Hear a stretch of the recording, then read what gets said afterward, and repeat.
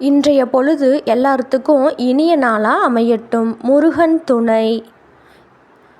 இன்றைக்கி என்ன பார்க்க போகிறோம் அப்படின்னா, கவிஞர் கண்ணதாசன் அவர் முருகனை பற்றி எழுதியிருக்கிறாரு. அந்த பாட்டை நம்ம பார்க்கலாம் வாங்க.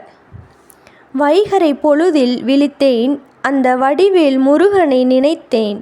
நெஞ்சத்தை மலராய் தொடுத்தேன், அவன் நினைவில் காலத்தை கழித்தேன்.